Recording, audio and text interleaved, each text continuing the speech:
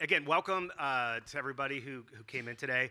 We're going to start off. I want to start off by having the panelists introduce themselves.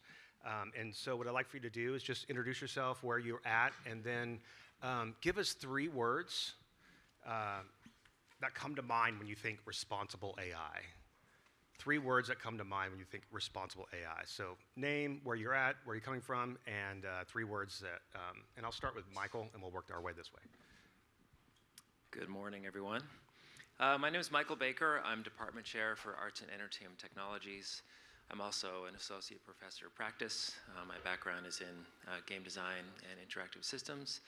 I'm also an AI researcher, so I'm working with Discovery to Impact on some proprietary AI tech. I'm also director of the Lab for Immersive Media, which is over in the College of Fine Arts. And then 3 words. Are we going around again? Yeah, just 3 words, yeah. okay. So I had 3 words in mind, but I'm going to completely change that, I think, right now. So 3 words are like empowerment, access, and maybe criticality or critical thinking. That's 4 words, but we'll take it. We'll take it. Thank you, Michael. Sharon? It's on already. Hi, Sharon Strover. I'm a professor in the Moody College of Communication, housed in the Journalism and Media School there. And I also co-direct the Technology and Information Policy Institute. I've studied evolving technologies, emerging technologies, the term varies depending on where you go, throughout my career, usually focused on impacts on populations and on policy as well. So I've done a lot of work before AI came sort of in the public consciousness. So unfortunately, you really stuck to the 3 words, and I probably have about 10. But in all candor, when prompted to come up with words in response to responsible, one of my words was irresponsible. You know, the kind of polarities involved in all of that.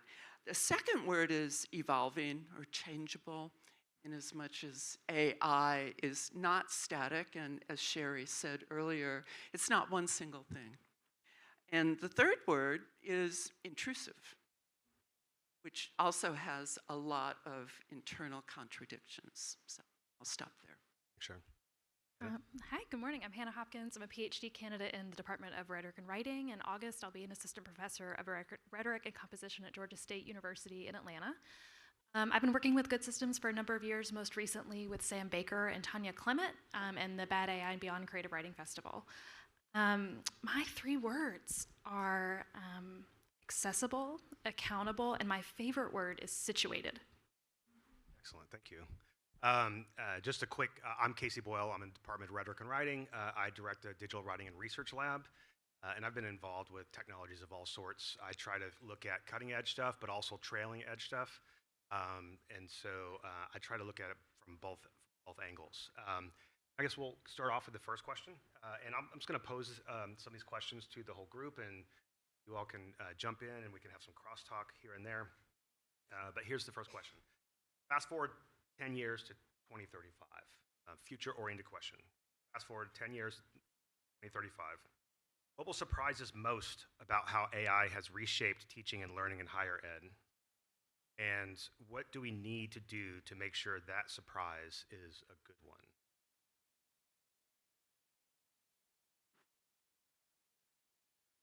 Okay, I'll start.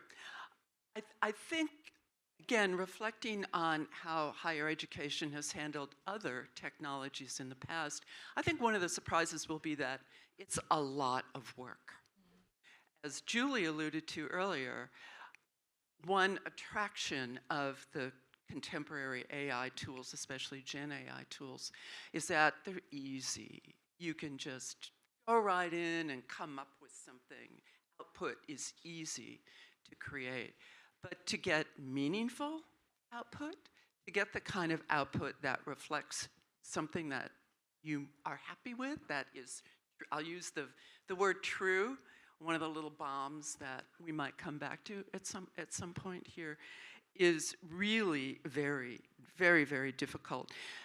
The productivity paradox associated with early technologies, I think we're already beginning to see with AI. That paradox referring to the idea that everybody invests in this thinking you're going to make all these productivity gains. But in fact, what's happening underground is that there's so many new opportunities and so many things to figure out in terms of how best to use this new technology that the actual productivity doesn't materialize for a while. If I may do a follow-up real quick, do you think some of the ease with which these technologies are being introduced, I mean, a lot of this probably marketing and intentional, but is kind of operated through that, the chat metaphor? Like this is the especially generative AI, it's all based around this sort of interface of chatter, really easy, just conversational, and thinking through to, 10 years from now to make it a better future for AI. Do we need to change these metaphors? Do we need to bring in some other sort of interface that makes it not less hard, but I don't know, slightly different? That is an excellent point, and it was brilliant to call that particular tool, ChatGPT, really playing off of social media and the sorts of conventions that are pretty ingrained in much of the population right now. I don't know. What do you think, Michael? Thanks, Sharon. I think that my experience with the tools in my department, we tend to be early adopters in AT in lots of ways. We're kind of technologically oriented. There is, I kind of go back to my 3 words, like there is this interesting space around these ideas of empowerment and access where we see students and others experimenting with these tools, and they find these sort of brilliant moments where they're able to leap forward or teleport into a domain of knowledge that they didn't have access to before. And those kinds of things are, they're incredible moments for students, obviously, and others. And they really are not very much like the way higher ed is set up, where we have these semesters that march forward, and it's a 4-year thing, or there's a graduate program or whatever, and there's this sort of you're around human experts, and there's this very structured, kind of regimented way that you get access to knowledge, right? So I think that is, it's been changing regardless of this sort of moment with these, LLMs and chat systems. But 10 years from now, it's easy for me to imagine that is just going to continue happening, and that the ways that people access knowledge, do work in the world, are going to continue to evolve in ways that are maybe not aligned with the very old models that exist now, especially in higher education. Yeah, these are such great points. And I think to speak to Sharon, something you said earlier, and Michael, to your contribution to, when I think about the future, I teach writing, and I know a lot of us do. I think students will be writing a lot more. There will be a lot more output. When we think about AI, generative AI models that train on language, it trains on language that it has generated. We call that AI slop sometimes. And I think there's something to be said about slogging through slop or thinking about slowness. How can we make slowness a part of our teaching and learning practice in an intentional way, to think carefully and at small scale about the ways that we invite generative AI into our writing processes. And I had something else to say about it. I just think a lot about situating how we think of speed and scale in our work with AI in the next 10 years. I just want to say I love that word slowness. Another word that I often use in looking at how organizations develop standards and work with new tools is friction. Same idea, basically slowing down, introducing friction, not making things so easy and so seamless, which has been a long-time goal among many tech developers. Of course, make it easy, make it visible, or weirdly invisible, actually, is what a la Apple. and what they try to do. But if you introduce friction, you introduce process, and you introduce all the nuances of context that complicate. Yeah, I'm just going to quickly use ChatGPT to make a plan for introducing friction into my process. Yeah, a slightly snarky comment, but I really appreciate that as well. I mean, that's something else that maybe in this moment as well, we see sort of intersections with need for mindfulness, broadly speaking, especially with our undergraduates, and integrating that into these processes that that tend to accelerate, right, or give us the feeling of accelerated, access and empowerment, or access to knowledge. Like I think it's a great point to make. Sharon, I agree. Switching topics a little bit, maybe to get a little bit more specific on some of the threads that have been pulled up already. Creativity is extremely important for education, for producing knowledge. How important is the teaching of creativity to the future of higher education?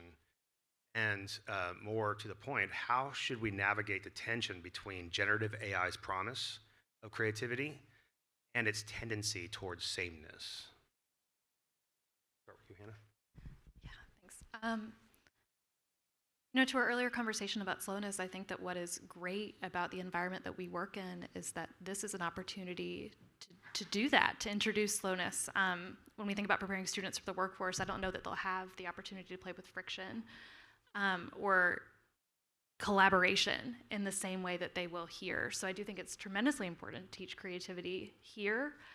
And maybe one way that we engage creativity and responsibility in generative AI is to put that emphasis on collaboration, what that gets us when we work together, when we engage writing together. How does that show up in your disciplines? Creativity? Sure, or just that like collaboration.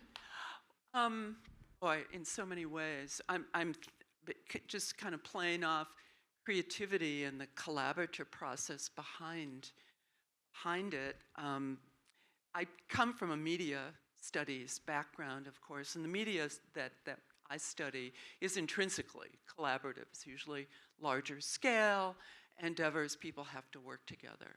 So this matter of co-designing, is maybe a bit more contemporary notion of the collaborative work that has been ongoing for many, many years in a lot of entertainment and mass media work, to use kind of what's now a somewhat dated term, that mass term. But I think that creativity also entails the notion that we have to really understand the craft. And I use that word deliberately because I do think looking 10 years out that our students will have to be able to lift the hood and understand what's under there a little bit. It won't be just, here's a tool off the shelf, read some instructions and use it. I think for the students that we want to succeed, we will want them to be able to design and understand, have what's now, a lot of people are referring to AI literacy now. Maybe it's something a little bit more than the term literacy suggests, capabilities. And I think that will be an essential element. Thanks, Thanks everyone. So some of you may be aware that during the last 5 years or so, the World Economic Forum has ranked creative thinking in the top 5 as a critical skill for the future. And they're saying this kind of emerged around my department. We're fairly new. We were formed 8 years ago, which I know is 8 years, but in academic terms, that's pretty young. Just baby still. And so we tend to say creativity is the job of the future to our students. And so we teach at the intersection of creativity and technology in my program. And something that we have seen during this period, while the Economic Forum has rated creative thinking very highly, is that our students, when they learn creative practice in the context of technology, they develop these portable skills, can transcend the fields that we are oriented around. And it gives them access and the ability to move into other domains and succeed in ways that are maybe not related necessarily to traditional creative practice, art making and that kind of thing. So I think creativity it will remain a very human-centered act. There's certainly examples of AI being creative as well. I know that's somewhat controversial, but if you look at the generative capabilities, some AI applications, creating new protein structures or inventing new ways to play the game Go and that kind of thing. It's interesting to think about. I think there's some hubris we need to be aware of in ourselves about thinking that we are the sole beings that can be creative when we see examples of technology generating new ideas as well. So I think there's definitely a hybrid future there, but keeping that human-centered and recognizing creativity or creative output or generation of ideas as a skill set, right, as a tool set, something that we can use to move forward through the world, especially as change seems to increase and there are various challenges that we need to face. You also raised the interesting point about an institutional response when yours is a very young program. A lot of the work in this area comes from fairly young programs, building on foundations from much older programs. I think it really raises the question as well as what can the institution do to foster creativity? I hate for us to fall in the trap of this is all an individual attribute. Because I think most of us are here because we work in an institution, and we would like an institution to support efforts like this, that can encourage critical thinking in many different ways. But there may be some difficulties in the institutional structures around that. I'm going to change a little bit and talk and ask you all a couple of questions specifically for your discipline. I'm going to start with Michael. And in a time when AI tools can direct, edit, even perform, what's the future of production in arts and entertainment technologies? And who or what are we training students to do? Yeah, I mean, I could probably give the same answer I just did. Be specific. Yeah, so, I mean, the fairly brief history of digital technology in creative production has kind of been a story of automation, right? It's these tools emerge, they make it easier to do things that matter. Storytelling, for humans is kind of the same discipline that it's been, since the beginning of humans. So these tools can allow us to move in those directions more quickly, or maybe explore possibilities to greater depth than maybe we could before, with more traditional approaches. So I think it's hybrid. I mean, I really, and part of that, my human bias, right, and my sort of the humanist in me wants to believe that the future is a hybrid one, where it's humans and technology working together. I mean, kind of what it's been, but now that we have technology that can simulate humans, it's uncomfortable for people, but I think that's going to be it. I mean, we still have to make decisions about the things that matter. And the effective uses of current AI tools that I've seen really kind of live in that space. I mean, if you ask, a chatbot or something, or ChatGPT or an LLM to generate 12 story ideas based on some topic, you'll get some output. It'll be, of course, pulled from the data that exists in that model. Things that have come before. It's likely to be kind of like things that have come before. Maybe there's something interesting in there, but that idea of what is interesting is still up to that human, in the loop, right? That human creator to decide or make a decision around. So, I mean, that's the future that I want to move towards is that. It's also hard for me to imagine that is not going to be the way it is. I mean, I guess we'll see. But I think that at least for the short term, I think I'm pretty confident in saying it will be hybrid, us and them for some time. And I think, maintaining that kind of human-centered, human-oriented ability to focus on the concerns that matter to us is the thing that will continue to provide value in these systems. Michael, just a quick follow-up. I see a lot of resistance to AI, especially in like entertainment industry, Hollywood specifically, where you have unions who are mobilizing against the use of AI and the introduction of AI stuff. And I suspect the same is true for other entertainment sectors like gaming and whatnot. What do you see as our sort of responsibility to educate students who go into that workforce, to either adopt or not adopt or work with those unions? I mean, any specific things you've seen on the horizon that we need to be aware of? Yeah. It's a tough one, I know. Yeah, right. Like, and I mean, it's an interesting moment for these things, right? They're kind of evolving and developing. I mean, there's obviously broader context that we're sitting in now, kind of politically, societally, and that sort of thing to think about when considering, what the value of, for example, a union is, collective action, that kind of thing, looking out for the rights of others, ensuring that economic success or access is reasonable for creators within a system. There's obviously a lot there.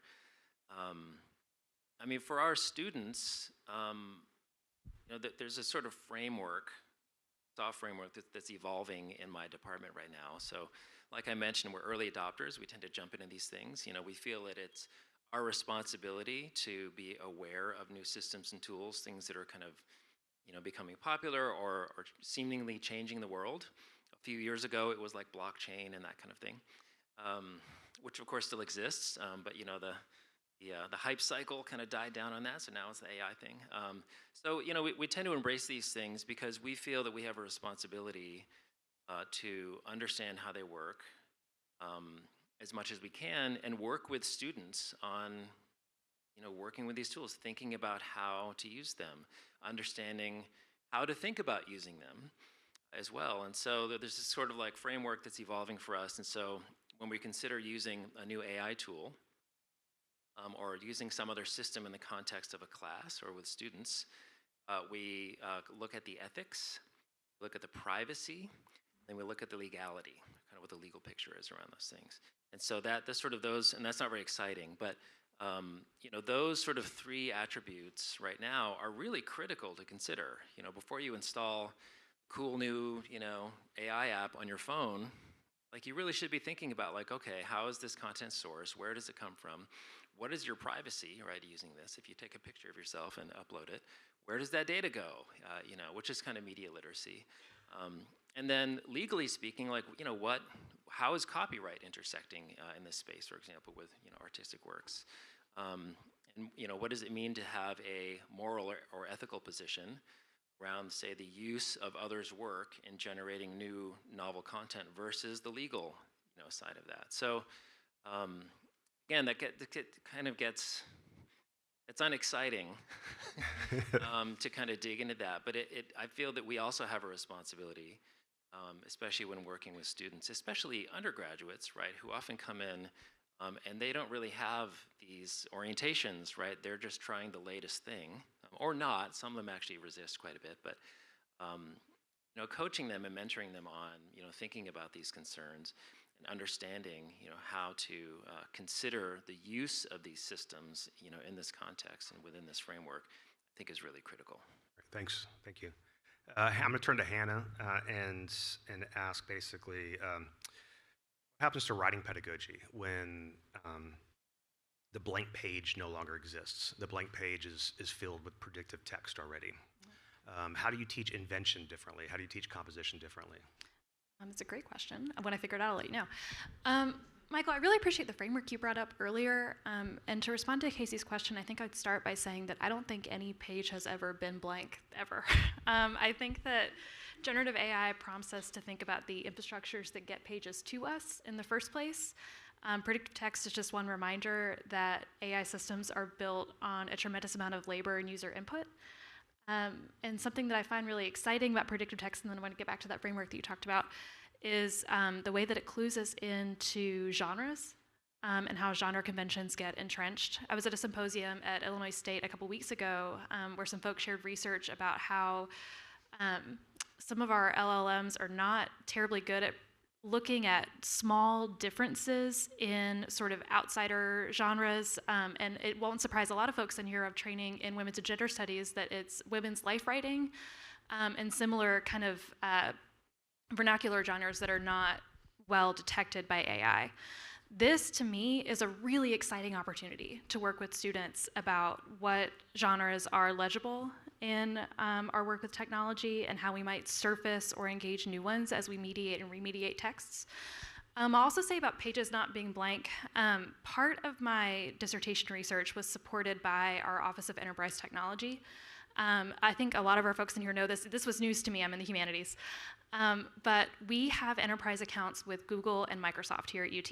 And because of that, they make available to us at UT these dashboards that break down the environmental impact of all of our use of Google technologies and Microsoft technologies. So for example, if you were interested in the carbon implications of UT's use of SharePoint from April 2021 to May 2023, you could get that information.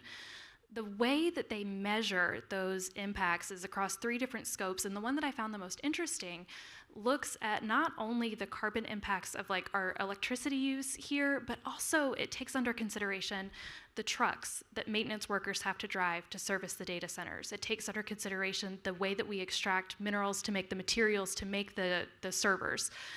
So it's really taking sort of a holistic approach to environmental ethics related to our technology use. I also think that this is a really rich possibility for teaching invention and composition in some of these digital environments when we think about the way that our work is situated and placed. Thank you. Sharon, I'm turn to you. What infrastructures of power, access, and labor should we be paying attention to in this rush towards AI adoption, and how can we ensure equity as a core part of that? That's a book, I think.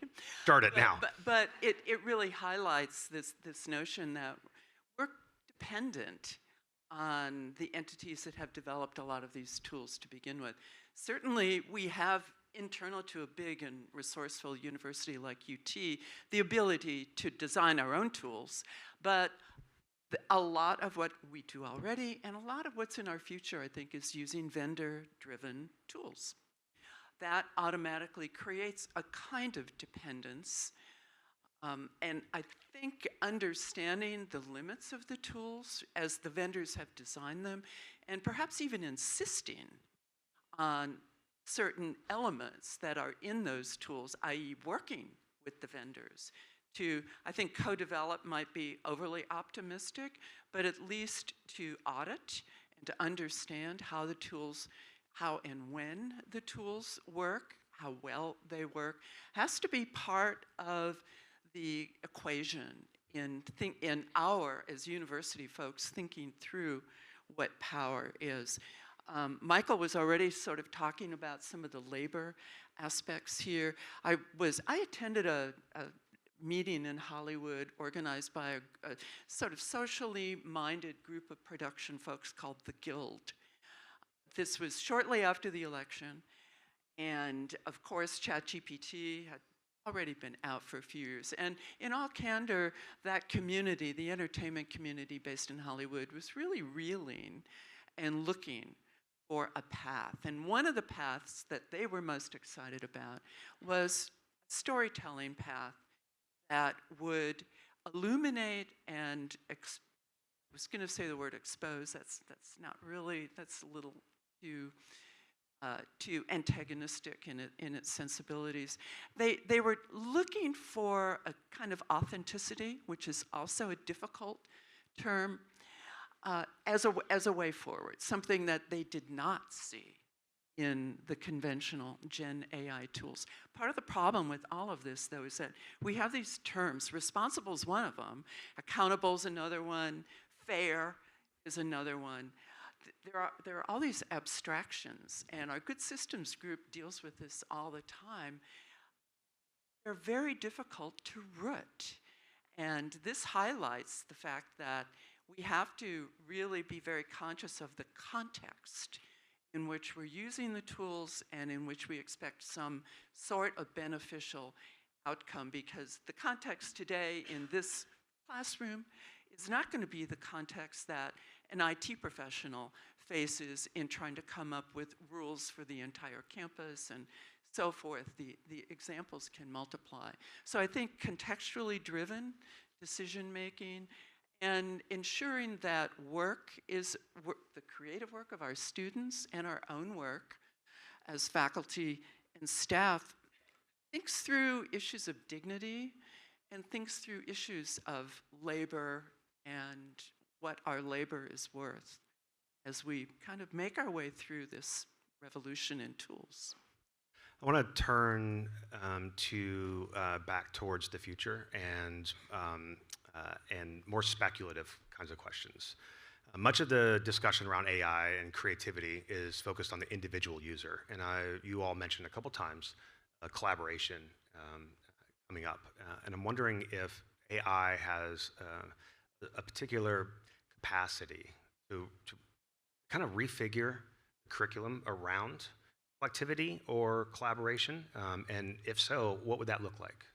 Maybe in your disciplines or maybe more generally? I'll jump on that one, yeah. I mean, the short answer is like absolutely it does. I mean, I think there's, again, a fairly long history of technology and tools that like assist the learning process, assist in kind of digital domains where we're working with content and systems, right? There's sort of a long history here. Some of it goes back to like video games and the helpful sidekick that follows you around. It gives you hints and monitors your progress and suggests certain things. And now we have kind of more powerful versions of that concept. I had a full-blown conversation yesterday while driving. I don't know if you've experienced Austin traffic here recently, but it's like not getting better. I just put ChatGPT into conversation mode and just had a whole conversation about things. I was like checking some of my knowledge of history and had forgotten a few pieces and wanted to learn a few new things, and just had this sort of like sprawling, discussion where I was asking questions and getting responses and then following up. In that way, and that could have been with multiple people. In fact, I've done that before. It's like, oh, let's just turn on voice mode and ask, questions. I have a 6-year-old son who is obsessed with insects right now, and every weekend is spent outside flipping rocks and logs and like finding new things. And there's these moments where, we'll find something that we recognize, or he'll find something like he recognizes from a book, and it's like this incredible moment of discovery. And then often we will like, oh, let's learn more about it. What are the variations of this type of insect? Or the colors change based on like he has all these questions that just sort of, rush out of him. And we can look them up in books, and that's great. But we can also just turn on ChatGPT voice mode and just ask these questions. And it's this very kind of normal interface. And we can kind of expand knowledge in that moment, right? Especially in this moment where he is just, he's a sponge, right? His hunger for new information about these things is incredible. And so there's this way that we can kind of collaborate together, with this sort of AI agent to enhance that experience, right? To engage, in this very human thing, right, of a child learning new things, which is incredible. And we can enhance that in ways that really aren't possible through other, forms of media. So, I think the possibilities for these systems to continue to integrate into our lives, whether it's explicitly through integration into tools and other systems, or through our control, right? This example I'm describing is like I'm choosing to do this. We could just bring the book outside, which we also do sometimes. We need that mindfulness and slowing things down too sometimes. But again, like it's the benefits of integrating access to knowledge and expertise, to engaging in our pursuits of the moment, right, and access to knowledge, or maybe to take a break, or otherwise participate in the world with each other. All these systems can certainly enhance that. Again, I would also say like my bias as a human being is going to come out again. Like, I'm intentionally channeling like a humanist kind of orientation around these things because I think that's always critical. And, if these systems can enhance that, I feel like that's the space where, enhance, not replace, maybe is a way to kind of think about it. To me, that is a very exciting future, present and future to consider. Sure, that's a great example, and it made me think of the utility of something that we experienced recently. We've been working with the city of Austin, which desperately wants to incorporate AI in a lot of processes. Anybody who lives here knows the city is kind of understaffed and has a lot of duties, a lot of obligations. They're looking for efficiencies, so they're looking at AI. What our added value is to try to bring ethics to the learning of AI. And we developed this prompt engineering exercise. We do not consider ourselves experts in Gen AI prompt engineering, but we do consider ourselves capable of introducing values and introducing some full stops with ethical questions and an ethical framework. So what we did that really seemed to work well, and that I could definitely overlay into educational practice, is working in groups and have people go through prompt engineering. Everybody does it now, and then debrief with other people on data, on scenarios, on events that are familiar to this particular group, city endeavors of one sort or another. And then what we found with these groups when they were working collaboratively with the AI is there were some really great outcomes and great criticisms as well, which made me really much more positively inclined to the utility of using Gen AI in a collaborative form like that. However, why couldn't ChatGPT start out by saying, maybe you'd like to discuss this with others in your situation? So, are there ways that the actual tools could be engineered to enhance this to begin with? Those are great points. Thank you so much for those. I think often, and I could speculate a little bit too, about the role of artificial intelligence in peer editing in the writing process. This is sort of a small example, but I think we might be able to blow it up into other disciplinary contexts. Part of what I'm excited about with LLMs is the ability to look at large bodies of text very quickly. And I think that there is some capability here to invite students to think about maybe more than just one piece of work at a time when they're thinking about trends in their own writing and editing, and also putting that in conversation with other people's work could be something that LLMs facilitate quite well. We might also use an opportunity to engage LLMs in part of the peer review and editing process as a way to get students to, again, have that productive struggle and wrestling with recommendations or insights driven by AI, and the relationship of what a chat GPT or a similar LLM might tell us about our writing to the context that humans approach it. I think that is a way we might collaborate together, enhanced by AI, to use Michael's word. That's fantastic, thank you.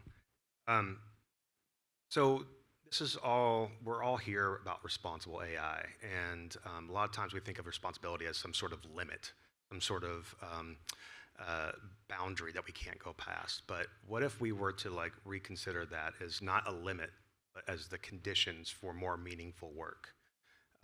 What kinds of pedagogy, curricula, or assignments might emerge from that when we think of responsibility, again, not as a limit, but as the conditions for meaningful creative work?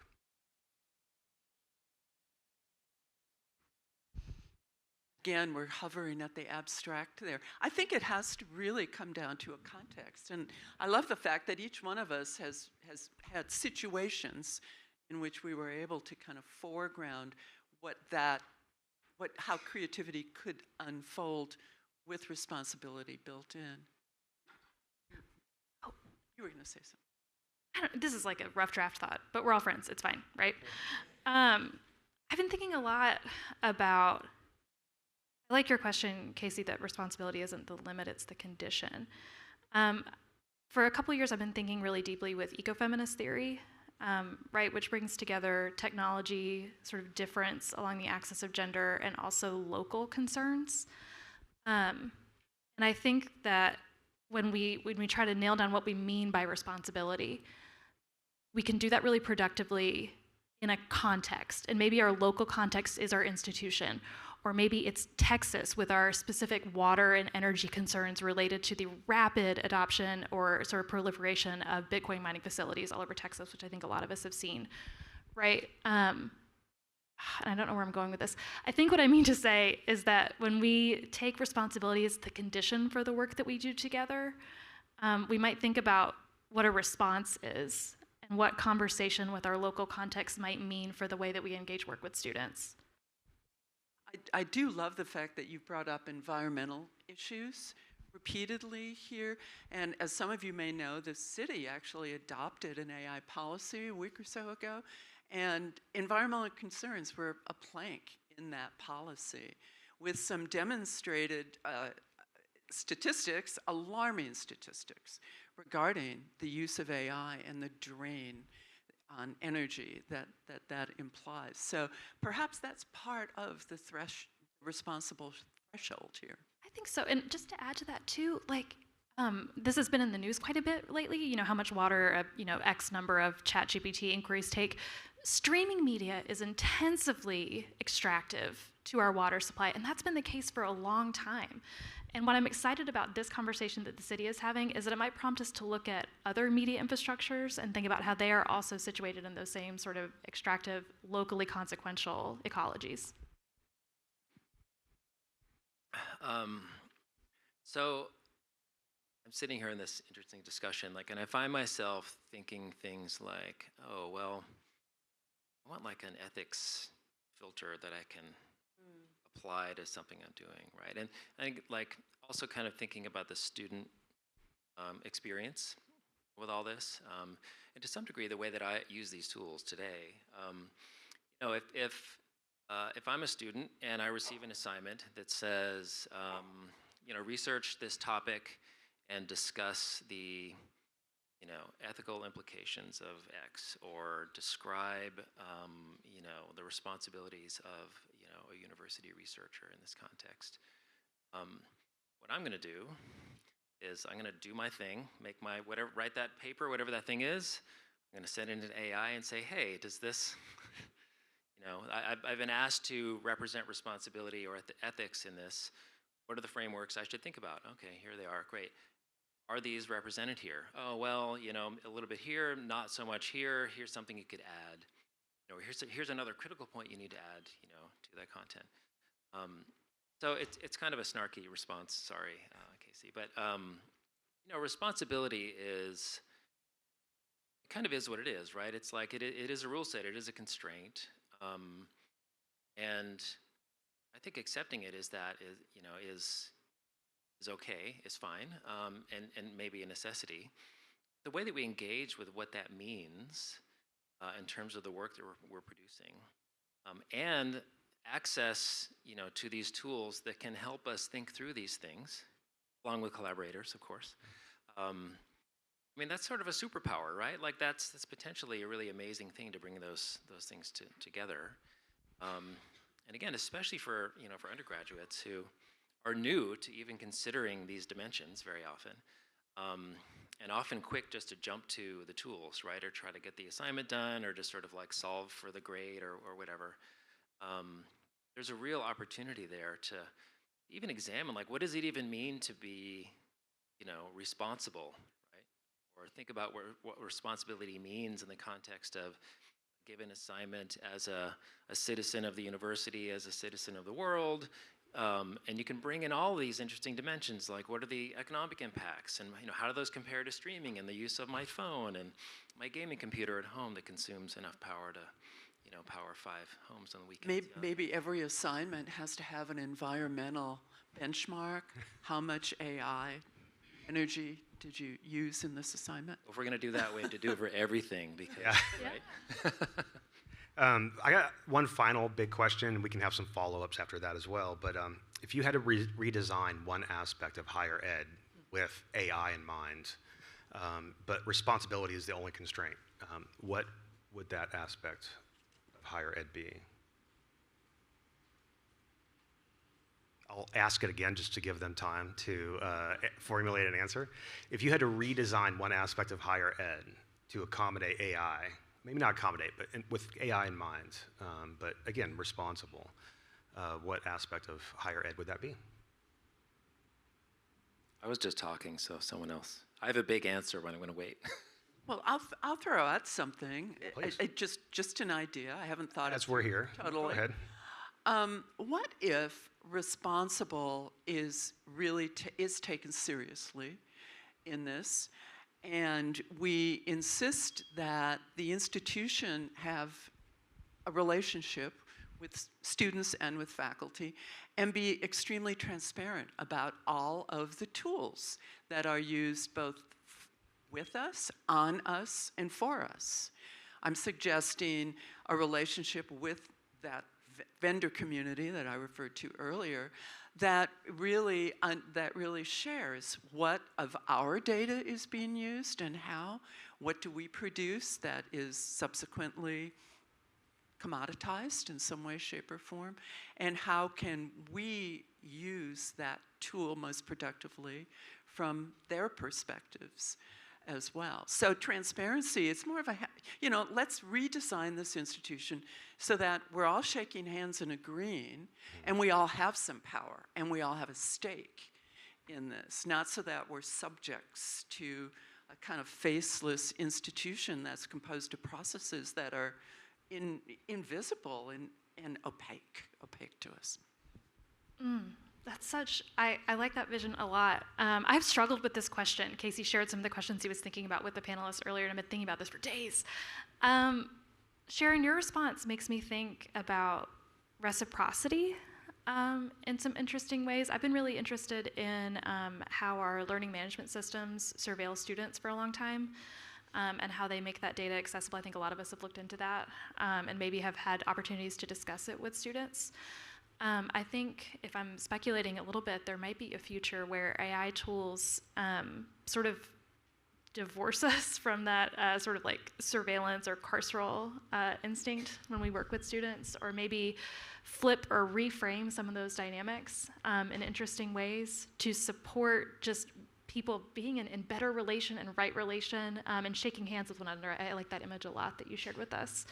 So maybe pushing back against the sort of surveillance functions of a lot of our existing educational technologies. So I think there's potentially kind of an existential threat here with AI tools in higher ed and the way that we're kind of traditionally oriented. And I don't mean about like plagiarism and that sort of thing, but our relationship to expertise has been very human-centered for a long time, and that, in my experience, in this sort of moment, is changing. I've been able to do things with AI that were outside of my wheelhouse, like not on my resume. And get real results, kind of teleporting into these domains of knowledge. And of course, I'm bringing critical thinking and experience and all of that to make those things work. But this idea that higher ed contains these credentialed experts who know deep, detailed things about the world, which is certainly true. There's now something else that knows those things, and you can talk to it like on your phone. And of course, there's risk of misinformation and that sort of thing. But when that process is approached critically, there's this unbelievable access that is provided to everyone who has access, to $20 a month and a device. And to me, that is it's kind of scary to think about, the way that we have kind of structured, knowledge transfer, especially through higher education, the research system, undergraduate education, graduate education, all these things that have been built over, decades, centuries, maybe. We're in a moment where that is probably going to change.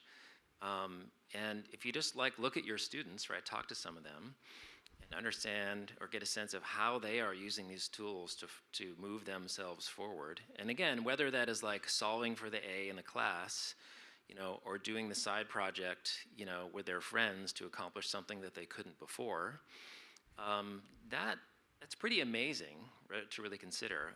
And it really does, in my mind, kind of sort of flip this idea of like where expertise resides.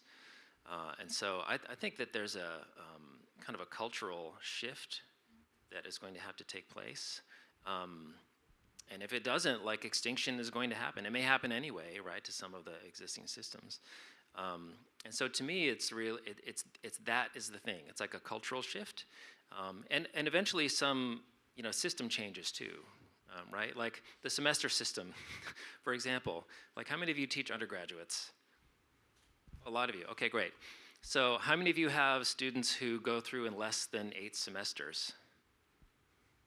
Probably all of you, even though you might not realize it. Yeah, students come into this like thing that we've created, this 4-year degree plan, 8 semesters, and many of them, especially at UT, they come in with AP credit, right? They come in with college credit. They do summer classes. They accelerate, right? They're going through this thing, right? It's supposed to be like this 4-year thing, and they're kind of going through it and around it and coming out in 3 years or 3.5 or or 4.5 or whatever. So like the way that students are moving through this sort of archaic structure that exists and like is attached to the federal loan system, and the way that our contracts are written, they're 9 months, all that kind of stuff. Like we've got this kind of machinery in place that is dictating the experience for undergrads moving through this system. And now we have these technologies that are emerging that they kind of obsolete that entire thing. Like, why do I have to wait to take advanced organic chemistry when I can just like jump into every student's favorite class? I can just jump ahead, right? Or like I want to do a side project, or maybe I'm in a bridging disciplines certificate, and I'm trying to do bring a collaborative project to life, and I'm missing these pieces. Let's see if these tools can help. And they just jump to those, and they skip over a lot of us. And ideally they come back and we mentor them and all that. But there's this incredible sort of access that I think is reshaping things. And so again, to me, the cultural orientation, right, the way that we think about the student experience, sort of how we fit into the system, what our expertise represents, and how it sits relative to access to information with these tools, I think is something that we really need to think about.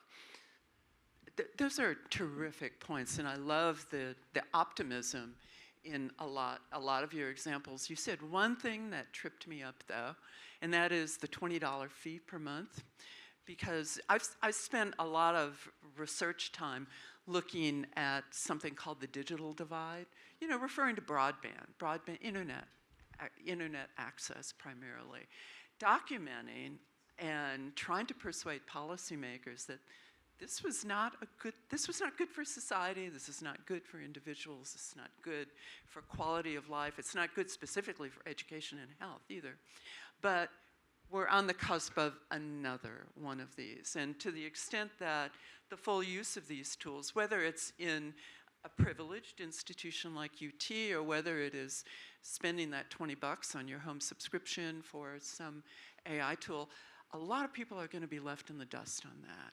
So that's another problem that I would love to think that higher ed could somehow grapple with enabling the resources of not the human expertise, but also our machine expertise to somehow share with our broader communities. I think that's the last question. I want to thank Michael, Sharon, and Hannah for sitting with us today and talking with us about the future of higher ed.